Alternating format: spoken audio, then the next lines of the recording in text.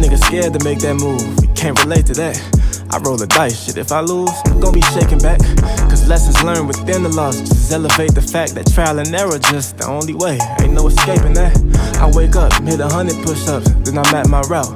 Check on my stocks, see how they looking, then I'm sliding out. When you start seeing your progression, you stop having doubts. And what's the point of having clout if you can't cash it out? True to this game, but I'm a lifer, ayy. Feel like we finna change the cycle, ayy. That's the most success, you know we thriving, ayy. That's the most depression for our rivals, ayy. Could teach a lesson on survival, ayy. You know I'm from the bottom, my pockets ain't. Welcome to another episode of the Black Wealth Renaissance Podcast. Y'all, Atlanta edition. We in ATL, Hotlanta. We got my brother Kelly to the right of me. I know y'all see we got somebody else in the studio. Hey, we got another brother coming back. We had to pull up in this city, so you know we had to make this interview happen in person. Sir. Hey, I just want to welcome on to the show Ash Cash. Hey, what's up, brothers? Thank you so much for having me. I appreciate you. Hey, my brother, I just want to say thank you for pulling up. Thank you for showing love, man. You always show love right off the rip, my brother. So I just want to say appreciate you for that, bro. And everybody, if you haven't listened, you need to go back and listen. What episode was that, David? You remember? I ain't gonna lie, but look for my brother. We've been dropping them, but look for the episode with Ash Cash. We done it before. It was around like this time last year. Yeah. So about a year ago we put this out, but y'all definitely go tap into that.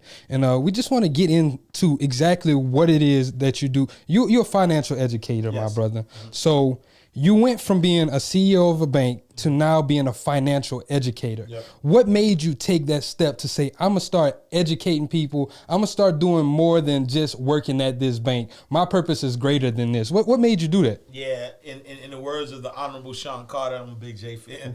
There's much bigger issues in the world I know, but I first had to take care of the world I know. I grew up in the projects, man, in St. Nicholas Projects in Harlem.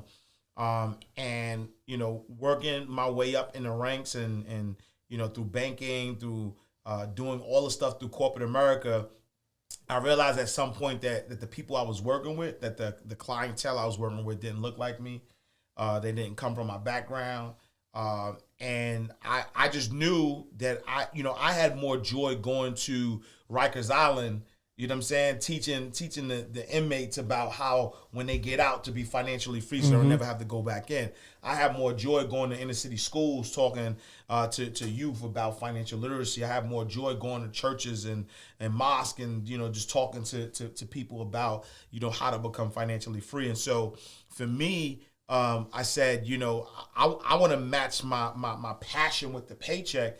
And so it was really a decision about, I don't want to be transactional anymore. I don't want to just, open up bank accounts and help you with mortgages and meeting a quota for a financial institution, which at the time, when I left, the big guys, the recession was just hitting, and I was like, you know what, this ain't it.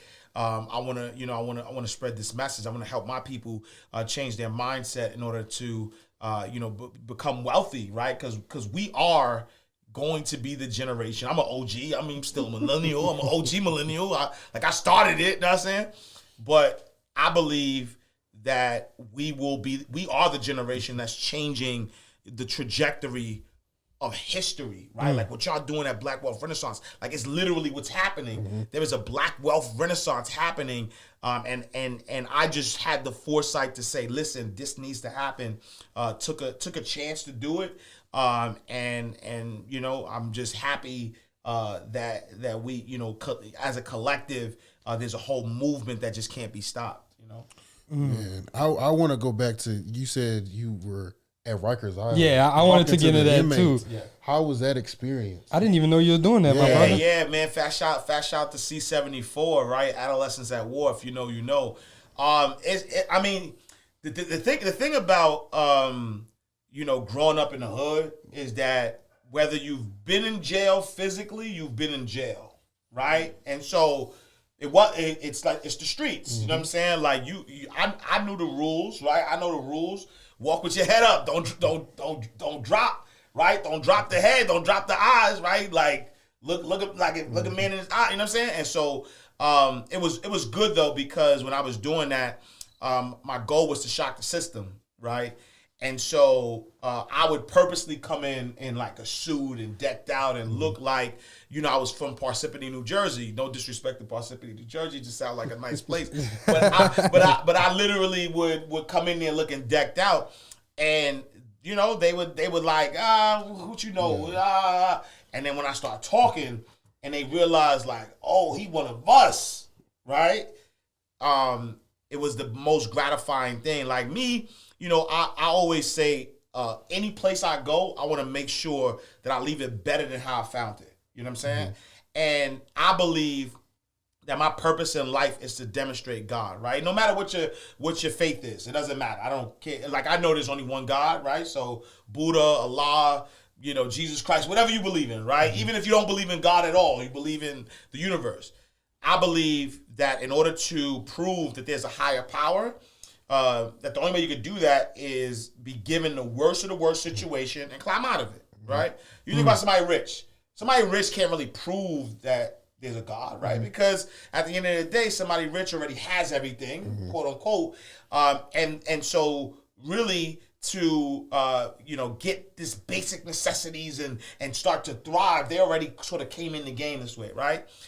Which is why Black Wealth Renaissance, think about what's going to happen, right? How can you prove that, we are, the gods, right? Mm-hmm. Because we given our situations, we took our situations and we made the best out of it. And so why did I say that? Because what other way, right? Me going to Rikers Island, going to a place where people think it's the end. It's like this is the beginning of the rest of my life, but the rest of my life is gonna be in shackles. And I'm saying, well, nah, fam, I'm from where you're from. So here's some things that I did. Right, here's some things that you can do. Here's how, when you do finally, get right, here's how you can go that different way, right? Because representation matters. If all they see is drug dealers, ball players, and rappers, that's what they're gonna want to be. So for me, it was like, yo, let me go in there and show them a banker who's from the Jacks, and let me show you that I still speak your language though. I know all the codes and all the rules. I can talk your talk, all that. But if you stay focused and put your mind into something, you could change your life forever. And so it was the most I want to say fulfilling thing I've done. One of the most fulfilling things I've done. And that's why I'll always stay true to that. Because there's somebody listening right now who's an underdog, who thinks they're an underdog because they're not really an underdog, right? It's all a mindset.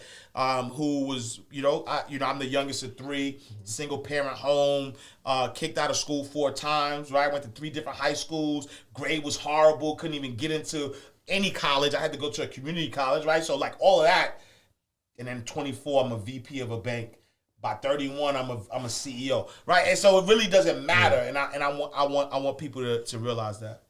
Man, that's tough. That's inspiring. And how, like, if someone else wanted to help out inmates and wanted to take those type of steps, maybe they're in a good situation, but at the same time, they come from the hood, like just like us. How did you set that up? How do you get plugged into some of those prison systems where you can help these people become a better version of themselves? Yeah, so I think a couple of ways, right? So number one is connecting. Like if you want to physically go, it's connecting with nonprofit organizations that already have a relationship with the facility, right? And so for me, there was an organization in New York called GOSO, Getting Out and Staying Out. And I just volunteered. I volunteered for the program. And literally, the program worked with both people who are currently, incarcerated, but then also people who got out and needed, help trying to not have them go back in. So I would say number one is start with nonprofit organizations that are already, in those facilities. Also write a book, right? I get letters all the time. So, I get letters all the time from people who are incarcerated, who say, I didn't even know inmates get email, right? I didn't know that. So I was getting emails, from people who were locked, behind the wall, saying, yo, I just read your Hustlenomics books. Yo, I read Wake Up Call. I read Mind Right, Money Right. And it really changed my life. Mind Right, Life Right, And so anybody from the hood or anywhere, any background, if you've overcome anything, I think that another way to get your message out is to really, take your knowledge, take everything that you've done, everything who you are, and create a how-to guide, right? Mm-hmm. Create a guide that allows people to, get a glimpse of your knowledge, and help them steer the right way. That way, also you can scale it, right? Because when I think from a perspective of even now physically going into the prison system, I could probably do it once a month, maybe, right? Depending on what I got going on. But if I write a book or if I create something that doesn't necessarily need my time, I can now spread that word everywhere, right? I'm working on it'll be out soon. My semi-biographical memoir called From the Block to the Bank. Right, how to overcome your circumstance, and I never really liked writing about myself. But when I started getting all these stories and mails of people who are behind the wall, I know a guy who hit me out of Texas actually, and he said, "Yo, so it's a funny story. His partner who did like 13 years in jail came home. He's doing trucking now, and he's doing his thing. He's actually one of my clients, right, for book clients." And he was like, yo, one of my guys was talking about a book that changed his life. He's done 20 years already, and he's like, yo, when he get out, you know what I'm saying, he's going to change his life because he read a book called Mind Right, Life Right. And I said, yo, that's crazy, right, how small the world is. And so now he's saying how he read a book of mine and it changed his whole perspective about what direction he's gonna go, in life. And just getting those stories made me realize how much that I don't even really talk about my story, in my books. And so I said I'm gonna write a semi-autobiographical book called From the Block to the Bank. But I think another way of reaching people, whether they're behind the wall or on a larger scale, is really taking your knowledge and using that knowledge to sell it and kind of get it out there to the masses. Man, that's awesome. I really want to hit on the other side of it, right? So it sounds like you found your purpose into helping people. If I'm on the inside looking out, I feel like I don't have anywhere to go. I'm incarcerated. How do I get to that next level? Yeah, I think the thing that anybody, right, especially those on the inside, what we all have to realize is that we all have a purpose, right? As long as you have breath in your body, you have purpose. And what the most important thing is that think about what got you there, right? And when I say what got you there, I'm not saying like harp on the negative and all that. I'm just saying what was your skill, right? What did you do well, right? What was your skill? And then when you think about no matter like don't judge yourself is what I'm saying, right? Don't go in there and beat yourself up, no, right? Because the treasure is in who you are. Right? What happens is that all we have in life is energy, and you will get whatever energy wherever you direct your energy. And so if you are very charismatic, right, and you are putting your energy towards being charismatic in the street, then you're probably going to go towards a certain profession, and that's going to come with its consequences. But that same charisma, you could put that in corporate America, and you could be a CEO of a bank, right? Yeah. The same craftiness that it takes you to understand how to weigh the 36 grams, like understanding that it's 36 grams of the O, like getting the count right. Like, that's a skill. Don't let nobody tell you that ain't no skill. That's a skill to know how to package that. Especially if you can eyeball it. You know what I'm saying? If you can eyeball it, that's even better, right? And so what happens is that a lot of people behind the wall, or even currently in the streets, what they're doing is they have energy, but they're just directing it to the wrong place. And so the goal is to just take that energy and direct it in a different place, right, that has better consequences, right? Because what happens is that if you direct it in one place and it has these set of consequences, take that same skill. You know what they used to tell me? They used to tell me, yo, stop talking. You talk too much. You're too loud, right? Be quiet. Those are the main things. I go to school. I got kicked out of school for being loud, right? Now I get 10,000 a show. Know what I'm saying? Now I get 10,000 a show to be loud, right? Yeah. Now, a corporation could book me. And why they booking me, right? Because finances is boring. And they're like, yo, we need energy. We need somebody to teach Make this it in fun. a way that's energetic. Right? And so I go on my conferences and I yell. I get on stage, I get on a Zoom call, and we do affirmations. They yell back at me. Everybody leaves pumped up. The same hype though. The same hype that when I was on the corner arguing about who's the best MC, Biggie, Jay-Z, right? When I was arguing on the corners, the same energy is the same energy I take on stage. And so I'm just saying that you could try to change, but that's just the top layer, fam. You was who you was when you got here. Right? I don't want you to change. If you hear what I'm saying, I don't want you to change. I want you to be who you are, because that's who you are. But just direct the energy in a different direction. Yeah. That's powerful. Yeah, that's very, very powerful. Because I don't think, like you said, a lot of times we get in trouble or people criticize us for being who we are, and they don't understand how to really harness and help us manifest our gifts. Yes. A lot of times, like you said, you got in trouble for being loud, you got in trouble for being this, but they didn't realize you're a public speaker. Absolutely. That's what you were born to do. Same thing with the charisma and everything. You're a salesman, or you're someone who maybe a politician. You're someone who's meant to talk to people because you can pull on the heartstrings. You can actually start to connect with those people. And a lot of times, sometimes we get bored in school in the environments because in those environments, it's play by these set of rules, don't work together. You got to be an individual, do this. And it's so critical that a lot of times it hurts the younger generation. And then that's whenever we start to fall off the bandwagon, because like you said, now I'm going to put my energy into something that I feel like I can be really good at. And this is fun for me now. I'm making bread with it. Like I can do this, I can do that. Why not? Fuck school. Exactly.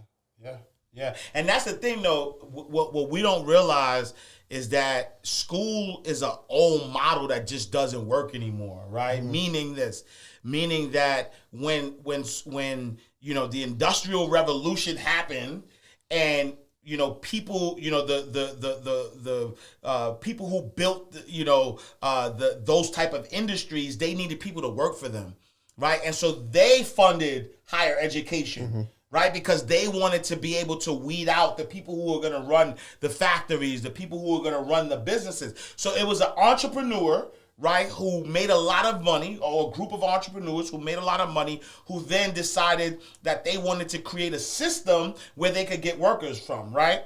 And I'm not saying school is a bad thing. I'm just saying that school is not necessary, right? If you don't have a network and then you want to build a network, then yeah, you could probably go to school and build a network. If you are doing something that is specific and needs a license or needs a degree, then yes, do that, right? But at the end of the day, it's entrepreneurs who run the world.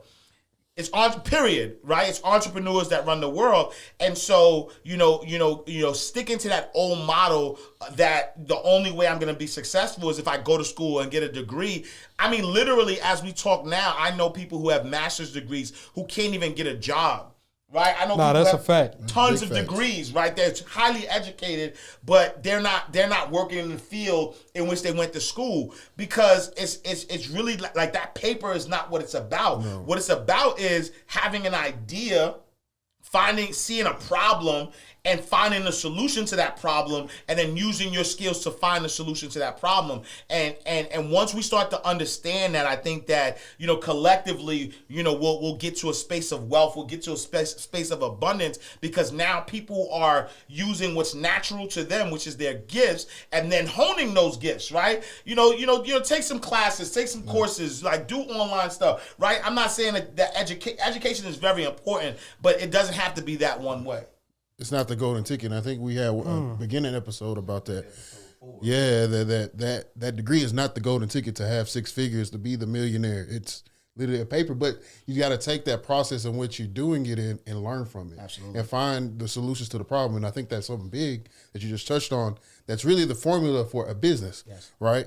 You find your purpose, then you find a problem. Yes. And you find the solution to the problem and how you fix it. And how your own way of fixing that problem. Absolutely. And that's a key point in building a business. Right, absolutely. Because other than that, right, people might have an idea and they say, oh, this is a great idea, but if nobody's buying your idea, if nobody could find value from your idea, then it's really not a good idea, right? And so you have to, right? Like, you're not a business if you don't have a solution to a problem. Like, what is your value? Because, yeah, you can put out a business and tell all your friends and family and probably get support from them because they appreciate you and they want to support you. But when all that is done, can you sustain next year? Can you sustain year 2, year 3, year 4, year 5? No, because you tapped out your friends and family and you didn't really build a solid business. And so, you have to find that thing that you're good at, and what will people pay you, right? Will people pay you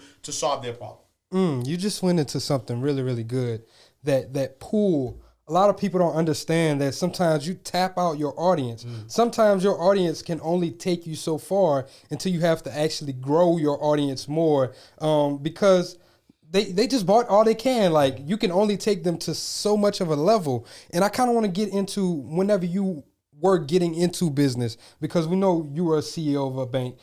Just how much were you making as a CEO of that bank? 6 figures for sure. Six figures. So whenever you decided to jump off the porch, did you already have your business established, or this was just something like, fuck it, I'm done? Yeah, I'm done. And in fact, making 6 figures and then going into entrepreneurship fell flat on my face, right? Almost went into foreclosure, right? Because I'm living in a certain lifestyle, and then now I've never seen no real entrepreneurs, and so I thought fame equals money. And so I was already like on Hot 97, Black Enterprise. So I was already popping. So I was like, oh, my book's about to make $1 million. Literally, did I know? I think that my first year as an entrepreneur, I made $60,000, right? Somebody might think that's great, like, wow, right? But when you're already living a 6-figure lifestyle, $60,000 just ain't enough. No. You know what I'm saying? And so, for me, just jumping out without a plan, almost cost me my house. Almost cost me my marriage, you know what I'm saying? Like, almost cost me my manhood in a way where I used to park in front of my house crying like, damn, like what you do, bro? Like, it wasn't like, I didn't get fired. I just decided I wanted to leave. Yeah. You know what I'm saying? And so I would tell anybody, who's jumping into entrepreneurship, make sure you have the plan. Make sure the numbers make sense. You know what I'm saying? If you have a 9-to-5, know that your 9-to-5, that's your investor. That's your first investor. That's who's going to fund your dream. And then once it makes sense, though, right? Once it makes sense, are there the stories where somebody jumped out on faith and made it happen? Absolutely. But more times than none, if you are jumping out without a plan, you're setting yourself up. And so, make sure that as you're, so the funny thing about after I left my position as a CEO, I wound up, luckily I had some real estate. So real estate was helping me a little bit. And then I wound up just getting another job, right, to float me. And the job wasn't, a high level job. I was working as a financial counselor in a housing projects, you know what I'm saying? Probably making about like 40, 50 grand, but that was good, right? Because what it did was it gave me less responsibility than I had as a boss, as a CEO. It also allowed me to have some money to take care of my basic necessities. And then because I had less responsibility, I could work on my business while I'm at work though too, right? Because if it's slow, I ain't the boss. I ain't got to fire you. Y'all just got to give me some business, right? And so if it's slow, I could be writing. I could be doing stuff. And then that balance is what helped me get to a space where I started eventually making more money as an entrepreneur and was able to quit and never look back. And that's very, very like powerful. Even you being transparent that like you fell flat on your face. Absolutely. Because like you said, unless you have that plan, it's not going to like go exactly the way it is. And entrepreneurship, that shit's hard. Like, I don't care what nobody tell you on the internet. Like, that shit's hard. It will test you mentally, physically. Like, it will literally put you to the test and see what you're made of. Because at that point, it's kill what you eat. Absolutely. Or like you starving. Like, absolutely. If you don't make a sale that day, ain't nobody else giving you no money. That's it. And you gotta have the stomach for it though too. Yeah. You know what I'm saying? Because like if you're conditioned to, so here's the thing, right?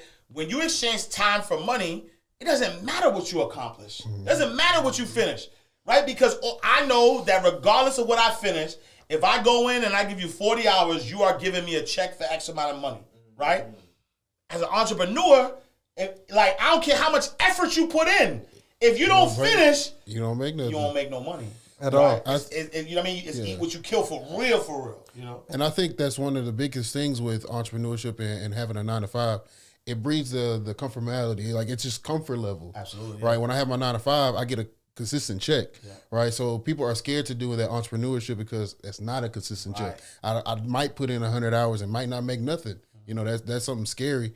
And then I kind of want to go into like, so not everybody can be an entrepreneur, right? Yeah. That we've got to have workers. Somebody has to be an employee. Sure. So what is the balance of for Black people? What is the balance of how many do I need to go to entrepreneur? Should I be a 9 to 5 person? Yeah, so here's the beauty of a 9 to 5, the beauty of entrepreneurship, the beauty of even being a worker. You don't have to be the person that starts the business to work to be an entrepreneur or work for an entrepreneur, right? And so I tell anybody, again, really just looking at, you know, what skills do you have, what problem are you solving, and how can you add value, right, to solve that problem. So I'll give you a prime example. You know, so for me as a financial educator, you know, I am somebody who, you know, I speak for a living and I do all this, you know, I run a financial education business. But I am, you know, I'm not good in operations, right? When I was a baker, I had an assistant manager who did all the paperwork. I didn't do the paperwork. I'm the face. I'm the voice. I'm bringing the business in, and so I have somebody who works with me. I wouldn't say work for me, but I have somebody who works with me who manages the operations. Right, and that's her skill. Like she was an HR rep, right, and she was somebody who worked HR at a high level, and so now, you know, being someone who has that high level skill, that's the same skill that I need as an entrepreneur. And so I would tell even the entrepreneurs, right, think about this. You don't always have to be the face of the business. You could be the middle person. You could be behind the scenes. You could be the engine that makes things run, right? You know, people pay people who make their lives easier. Yep. And so if you have a problem or if you have a solution to a problem and you can help an entrepreneur make their lives easier, you can become an entrepreneur who helps entrepreneurs. And in school, they call that an entrepreneur. Exactly. You know what I'm saying? It's just being able to transform from the inside. Absolutely. Because that's all an entrepreneur does is they bring their visions to life and transform it. You can still work from within a business and do that. Yes. And I kind of want to get into the books, my brother, because you just said you're working on another one. Yes. You're working on another one. You have 8 right now, right? 8, yes. How long, how long does it take you to churn out a book? Like, what's your process with this? Because it seems like it's nonstop. You gotta have a formula to release 8 books, man. It's nonstop now. You know some Lil Wayne mixtape shit right now. I'm in the studio all day, B. Nah, you know what it is. I think when I first started writing I wrote my first book. It took me about 8 months, to write the first book, and then it just got easier and easier. I mean, my method now is Hove style, Lil Wayne style. I don't write no more. You know what I'm saying? And I think that writing is where people get caught up at, right? And so if I said to y'all, yo, I need you, here's a piece of paper, in 1 minute, I need you to write down what Black Wealth Renaissance is about, right? You probably couldn't do it in a minute. You're gonna start because even writing Black Wealth Renaissance probably gonna take you a minute to do that, right? That Renaissance a long ass word. It's a long ass word, right? And so it's gonna probably take you a minute to write Black Wealth Renaissance, let alone describe it for me, right? But if I say, yo, tell me about Black Wealth Renaissance, you literally could do that in like 10 seconds. The same amount of words that you would have wrote down on a piece of paper, you could tell me in 10 seconds what Black Wealth Renaissance is. And so what's the difference between writing a book, right? If you're going to sit here and literally type or sit here and literally write, it's going to take you so long. But what if you outlined everything? What if you said, you know what? I want to write this book because this is the end result. I want people to learn X, Y, Z. And so now once you outline the book, you say, what steps is it going to take for me to get to there? So let me write down those steps, right? And then now let me put out some bullet points. Now let me pretend as if I'm teaching this to somebody.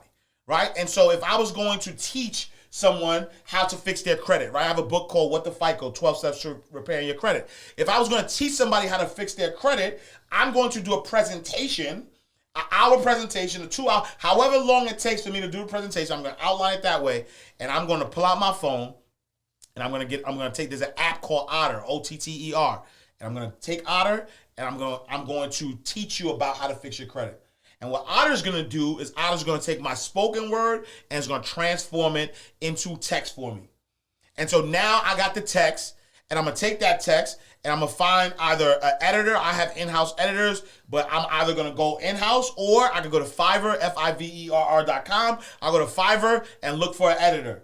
I send the editor the transcribed book. They're going to put it together for me. They're going to edit it, and now they bring it back to me, and I have a book that is ready, and I'm going to read it. I'm going to make sure everything looks good. And now, I mean, my last book, Hustlenomics, rest in peace, Nipsey Hussle, took me about 4 weeks to write. You know what I'm saying? 4 to 8 weeks, and that was because I was doing stuff, right? I was working on other projects, but it didn't take me that long. You know what I'm saying? And that was because of that process, and that's what it is, right? And think about we just talked about entrepreneurs, right? Think about somebody who's good at editing. They can start a business being an editor. Yep. For book writers. You know what I'm saying? Yeah. Nah, that's pressure, and that's hard. And the fact that you took those same skills, once again, you got that giver mentality about you.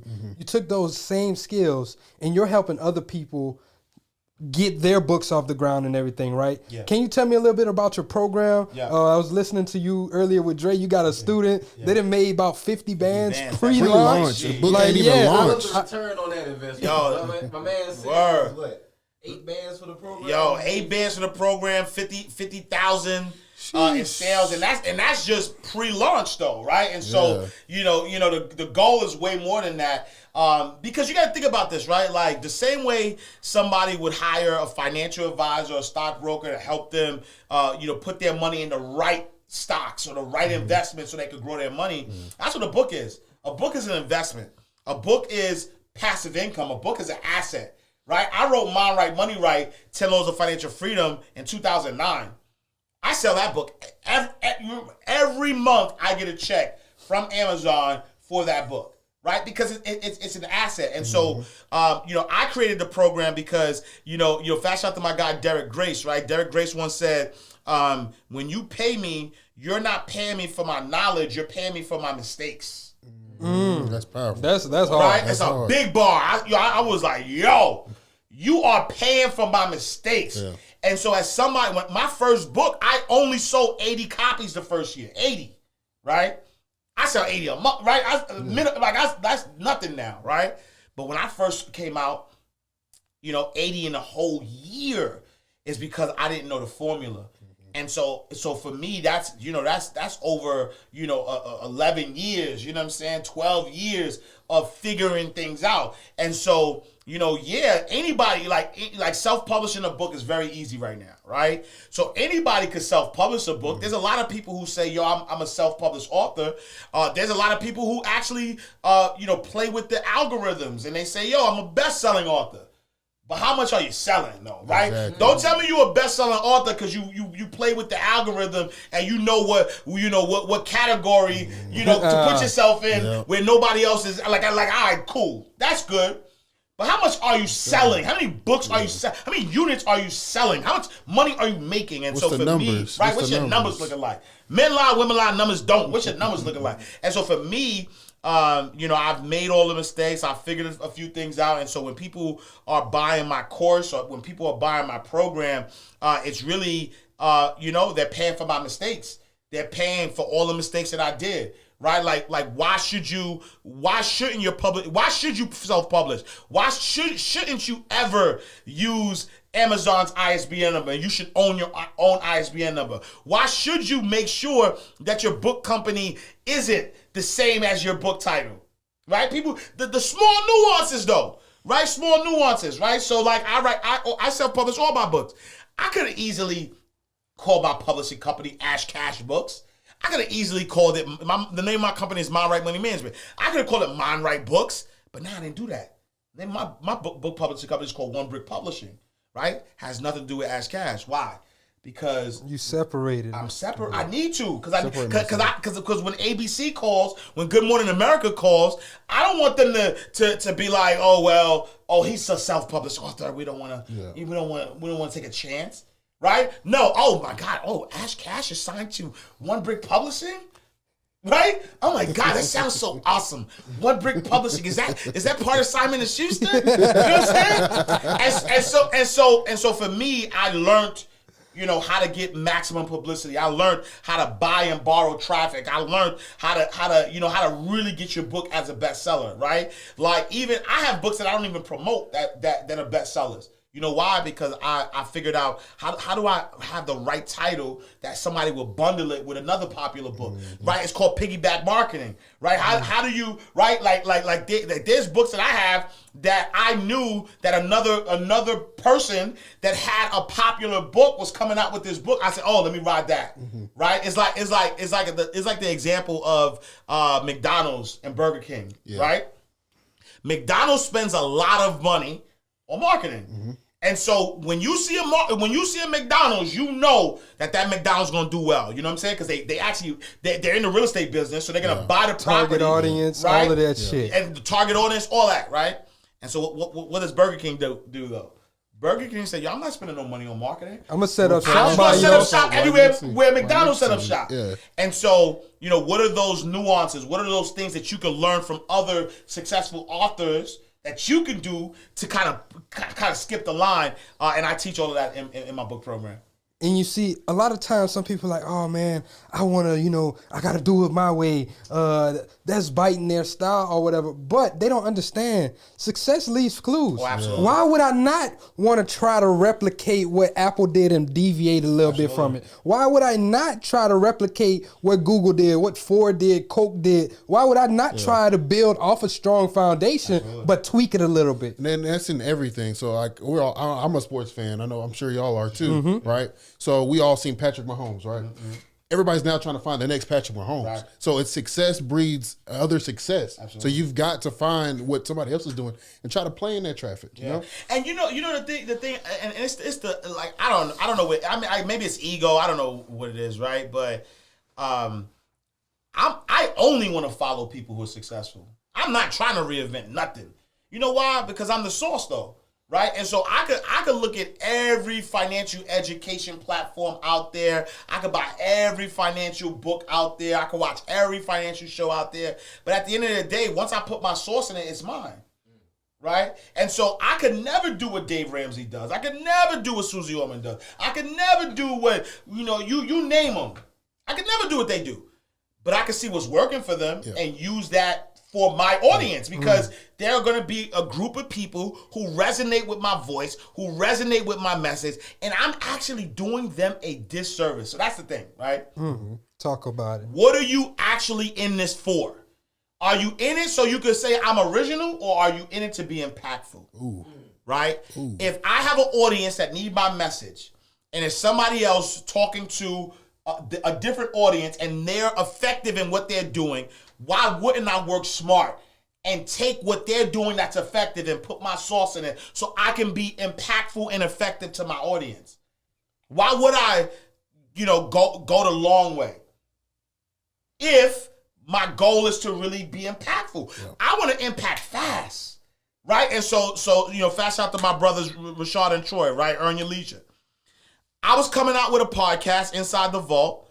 I could have easily did it my way, right? Did it by myself, large, like we had some large guests, you know what I'm saying? And so, our first guest was Candy Burris, 9 million followers. She was already going to blast it out. Yeah. So we didn't really need the network, right? But at the end of the day, my brothers already did the legwork in podcasts and they already figured this thing out. And so what is Ash Cash's goal? Is my goal to be the #1 financial educator in the world? No, right? My goal is to impact the people that need my message. Yeah. And so if I'm gonna look at my brothers and say, nah, that's my competition, so I'm gonna do it my way, I have now sort of like did my audience a disservice, because we served a similar audience. And so why not partner and allow my message to now reach the audience? Who cares who gets the credit? Yeah. Right? If at the end of the day, the goal was to be impactful. right? And so that's what people get tripped up at. People are, people want the fame, people want recognition, people want to be the first one, but they're not doing the work. What's the point? What are you trying to do? Like, I will pay for conferences, I will pay for mentors, I will pay for coaches, because my end result is that I want to be the most effective. I want to reach the most people in the most effective manner. And so whatever it takes for me to reach that goal, I'm going to do it. And I like how you just said that at the end, that investing in yourself to get to the next level. Yeah. I think a lot of people right now, we get caught up and think that, these online courses are like coaches and mentors. Oh, that's a scam. I can Google it. Why not? But once again, like you said, you paying for that person's mistakes. Yeah, you can't Google what I teach. Yeah. Like, and a lot of people don't understand that. And even goes back to what we were talking about earlier, like with the traditional school system. Yeah. Like, just because you didn't understand or didn't like the way people taught in school, once you go to these coaches, a lot of these people, they don't teach the traditional way. Yeah. So I just wanted to drive in that point for anyone who's listening. Like, don't be afraid to invest in yourself. And I'll give you, I'll give you one even better. Your entrepreneurship professor is not an entrepreneur. Nope. Nope. Right? Your professor who's teaching you entrepreneurship does not have a successful business. That was one of the things I couldn't stand in college. Yeah. I had one professor that had an actual business. Yeah. I was getting taught how to be a worker. I wasn't getting taught. Even in entrepreneurship classes, I'm taught how to be a worker and working for an entrepreneur versus working as an entrepreneur. Yeah. Yeah. And the only reason, and no shots to the professors, but the reason why I'm saying that is because a lot of times when you think about a coach, like, I pay for coaches who have done what I want to do. Right? And so if I run a 6-figure business and I want a 7 and 8-figure business, I'm not hiring somebody who also has a 6-figure business. I'm not. I'm hiring somebody who knows what it takes to build a 7 and 8-figure business. Right? Because what it took me to get to 6 figures is not going to take me to 7 and 8 figures. And so I need somebody who's been there and done that, who can look at my business model and say, you got to tweak this, you got to do that. They're going to save me some time.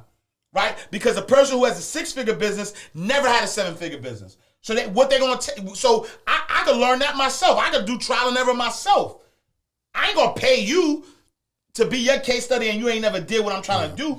I want to get somebody who's done what I've done already, or done what I want to do, hire them and save me some time. I'm paying for their mistakes. I think that's going to be the episode name. I was just saying, man. Mistakes. I wanted to go, you talked about it. I want to go to your show, Inside the Vault. Tell me about that process and how it started. Before you just said the show pressure, man. Thank you. Show on the net right Thank now. you. I appreciate you. Yeah. So Inside the Vault. So my whole message is mindset. Period. My whole message is I don't care what you know. I don't care how much money you got. I don't care I don't care what it is. If you want success in life, you have to have the right mindset. Period. And so, when we came up with the idea, fast shout out to my brothers, King Richard, my brother French, which are my partners on the show. Number one, we wanted to do it in a way that would be impactful, but we wanted to give people the blueprint to movers and shakers. Right? Like we do talk about specifics of how they got there, but what was the mindset like? Right? Like, what was your mindset? What type of mind do you need to have to be a multimillionaire? Right? What kind of mind do you need to have in order to run a successful business? And that's what we do in Inside the Vault. And so it's literal and figuratively, right? So literally, we're inside the vault, right? So we shoot in Atlanta inside a 9-ton vault. That vault will never go anywhere. Like, literally, the bank was built in 1909, I believe, and the vault was so heavy that they had to drop the vault in to the ground and build a building over the vault. That's right. So literally, it's a 9-ton vault that we shoot inside of. Right, number one. But number two, all of our guests were getting inside the vault, which is inside their brain, right? Because a vault is where you keep your most valuable assets. And so your brain is where you keep your most valuable assets. And so Inside the Vault is really about, you know, going into the brain and getting the most valuable assets. So we've had, you know, Candy Burris talk about, you know, how she's become successful, how she's leveraged reality TV in order to become a multi-millionaire. We've had, you know, Kirk and Rashida Frost, who talks about their music career and how they're building a legacy. People think about them for the gossip, but they don't even know that they're building a conglomerate. You know what I mean?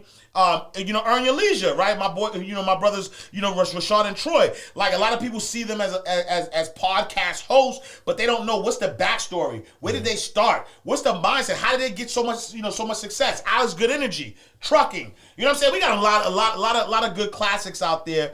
You know, that we put. And the goal for us is just really, you know, number one, getting people a high quality show, but really asking those questions that people are not really asking, right? Digging a little deeper than the on the surface stuff, right? Not the gossip, not who did what to who, but really, you a multi-million. Like, most of the people we had on our show are multi-millionaires. Like, how? Right? Especially because a lot of them started from nothing. Like, how did you do it? What's the mindset? How do you keep going? How do you sustain it? And that's what we do. We're Inside the Vault. Now, where can they find Inside the Vault? Yeah, so Inside the Vault is on the Earn Your Leisure network. And so anywhere you can find podcasts, just type in Inside the Vault with Ash Cash. And it's also on YouTube on the Earn Your Leisure YouTube channel. Awesome, Hey, awesome. y'all tap Check into that out. that. Please check Tap that out. into that. Ash, I just want to say thank you, my brother, for pulling up. You got one more question? I got one more question I've been holding. So we're the Black Wealth Renaissance, right? Yes. I think the next generation is going to be different, where you're going to see more entrepreneurs. Their parents are going to be more entrepreneurs out there. More people will be investors, especially Black people. How do you think that generation is going to change the world? I think the generation is going to change the world in such a big way because they're not going to know anything else, right? They're not going to, like, so I have two kids. My daughter's 12. My son is 5 years old. They are, like, they can't even fathom, you know, working for somebody else, right? Like my daughter she already knows how to write a business plan. Right, my son is coming with me to meetings, and you know, and he's the mouthpiece at 5 years old. He's practicing his ad libs, and he's, you know, having conversations that 5-year-olds probably don't have. And so I believe that the next generation is really going to change the world in a way that's going to be so impactful. But here's the trick though. The trick though is that I don't believe that there's going to be a middle ground though. Right? Mm-hmm. I believe that there's just going to be haves and have-nots. And so what's going to happen, though, is that there's going to be a group of entrepreneurs like our generation who are seeing the importance of entrepreneurship, and our kids are going to run the world, right? But then you're going to have a bunch of other parents who were like, I forget this entrepreneurship stuff, and they're going to focus on their job, and they're going to struggle with their job, and they're not going to learn the skills to pass down to their kids, and they're going to create a cycle that no longer exists. And then now you're going to have the haves and the have-nots. And so, you know, I will anybody who hears the sound of my voice, you know, I want you to take this entrepreneurship thing seriously, right? And that means that whether you are starting your own idea or learning the skill sets of an entrepreneur, learn that ASAP, so that way you can set up the next generation, the right way. Because I promise you, the wealth gap is going to close. I promise you, there won't only be a 1%. The stuff that you guys are teaching and I'm teaching, that the whole like it's a movement, right? Yes. Think about in the 60s. Think about in the 50s. Think about Marcus Garvey. Think about Malcolm X and Martin Luther King. Mm-hmm. Once they cut off the neck, that's it. Movement was done. Mm-hmm. Now they had to re-energize it. Now there's no leaders. No. There's no leaders of this movement. No. This movement, the inertia, the energy of this movement is going to last forever and ever. And that's why I'm excited. That's what I love being a part of this movement, because there are no leaders, right? This is a mindset. This is this is our culture now. Black wealth is our culture. The Black Wealth Renaissance, that's our culture. Yeah. Yes, sir. Yeah. So I'm glad you asked that question, because now I have two follow-up questions. One, since we just talked about Black Wealth Renaissance. How are you going to pass that wealth down to your kids? How are you going to make that last beyond your lifetime and their lifetime? Yeah, that's a great question. And so, funny thing, my wife and I had a conversation with our daughter the other day, and we were like, "Yo, we're not giving you nothing, right? Because at the end of the day, it takes 3 generations for wealth to be lost." And that's across all spectrum. That's not even just black. That's black, white, Asian, Hispanic. By the 3rd generation, wealth is wiped out, right? Mm-hmm. Because the 1st generation grinded, they knew what it took, right? 2nd generation was there, so they kind of know what it took, but they were taken care of. By the 3rd generation, the kids get everything, and so they just walk into it, and so they spend frivolously. They don't know how to do that, and so for us, it's really about protecting it, right? And so I don't know if you guys are a fan of Power, right? So the show Power, last episode in Power, right? Rest in peace, James St. Patrick. When he passed away, people thought that he was going to hand them checks. And what did he do? He didn't hand nobody no check. He put all the money in a trust, right? And he said, yo, Tariq, you can't get no money unless you graduate college. There were stipulations around getting the money. And so, what my wife and I are doing, and we're putting all our assets in a irrevocable trust, right? Irrevocable, meaning that one, you know what I'm saying? Like once it's set in stone, nobody can't do nothing. You can't touch it. And what happens is in that irrevocable trust, we are going to set up all our assets in that trust, and the kids are going to have income assigned to them, not assets. So they don't own nothing.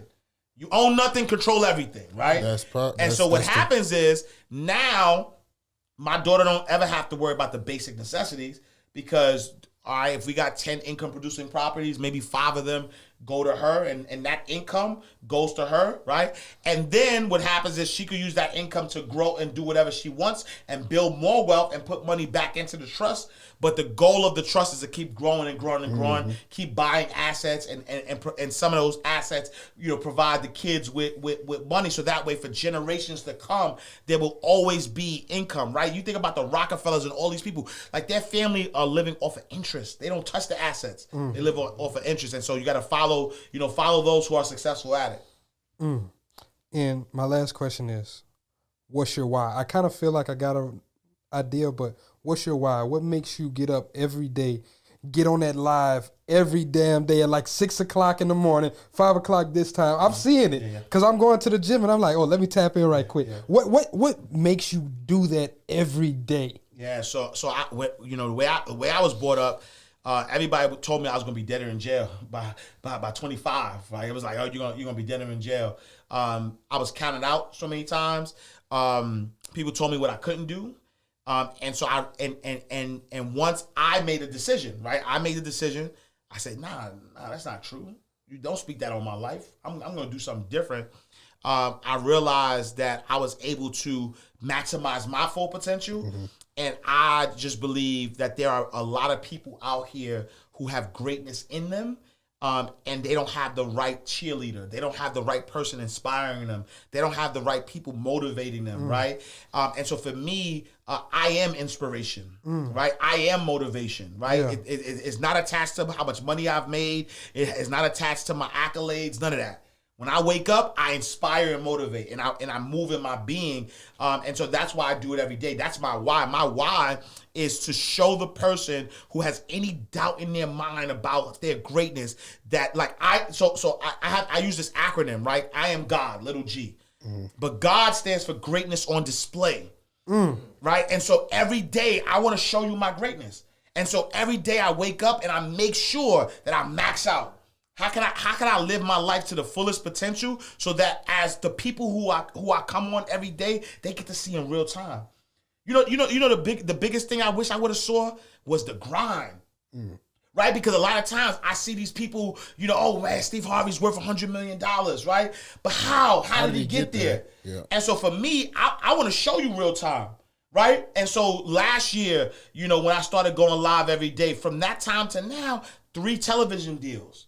Right? Working on, like, literally as we speak, in April, and I don't know when this is gonna come out, but in April, I'm shooting with like a superstar who has a show that reaches 13 million people, right? And Come on, man. Like I'm in talks with doing television stuff, right? And so while I'm going live every single day, while people are seeing Inside the Vault all the time, right? The more I become successful, the more people are gonna be like, yo, this is that dude from the Jacks, right? And so when I wake up and I win that Emmy, right? Emmy Award winning television host for a financial empowerment show.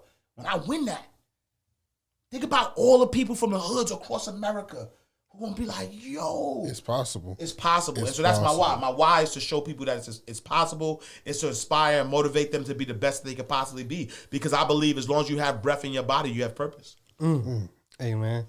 That's a great way to. That's the note to end. And I just, once again, my brother, thank you for pulling up. Thank you for just tapping in with us, showing love from the rip, because you've always been a supporter of what we've been doing. Like, ever since you came across our radar, we supported you, and then we saw you was fucking with us, and we was like, oh shit, like this shit lit. Thank you. So, like, I just want to say thank you for all of that. But I want you to plug yourself in. Yes. Let them know where can they get these books. Yes. Where can they get into your coaching? How can they follow you and keep up with you? Yeah, so go to my website, iamashcash.com. Also, any books that you need, go to ashcashbooks.com. I do have a book program, and so I want to give your audience a special discount. Okay. And so if you go to bwr.ashcashbookcourse.com, so Black Wealth Renaissance, bwr.ashcashbookcourse.com. I'll give you a special discount on the book course, and just for your audience, they'll also get a one-on-one with me, right? And so once they get the book program, I'll also listen to your idea, and if you want to speak to me one-on-one about your particular idea, it comes with a one-on-one. Hey, I'm going to just ahead and say, get that. y'all get that. It's going to be in the link in the show notes. Scroll up wherever you listen at, click that link, and we will have it there for you. Easy. And you see the value that this brother brings. Yeah, you see powerful. he really cares. This is not transactional. This is transformational. So I would definitely say take advantage of this. And plus, he helping people like 10x, 20x their damn returns. 8 bands, 50 bands out You heard before 50 bands before of even the full drop. release. That's a 600% return. Come on, man. If you know, Look. you know. So look, y'all, I just want to say thank you, everybody who taps in, week out, supporting the Black Wealth Renaissance. We just want to say thank you for being a part of our family. Thank you for always just supporting us. And some of the best ways that you can support us, share this with your family and friends, anybody you think this can impact. Leave us a rating and review, just 5-star ratings. It just takes 5 seconds. Give us 10 seconds of your time, leave us a review. Or if you want to support us monetarily, sign up for our Patreon, where you can get a lot of these episodes ad-free, straight really before they drop. We got like 24 episodes in the vault. I'm gonna play off of you. We got like 24 episodes in the vault that you can really access through our Patreon, and you get some exclusive content through there also. But if you don't want to join the Patreon, you can also click our Anchor support link below and just make a one-time donation. We appreciate y'all. We want to keep on providing this type of value. We're really trying to take this country by storm this summer. We got something really, really special planned. So I do want to say, if you want to keep up with what we got with the podcast, text the word POD, P-O-D, POD to 337-455-7778. You can hit me up late. I don't care. Text it. You get direct access to us? Mike Jones!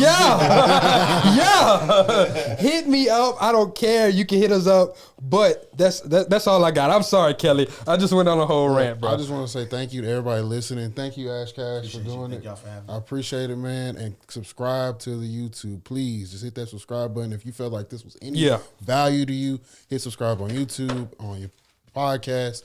Thank you. Appreciate it. And we out. This is Black Wealth Renaissance signing out. Peace. I got money on my mind. I'm just trying to get some dough. I ain't picking up my line unless it's money on the phone.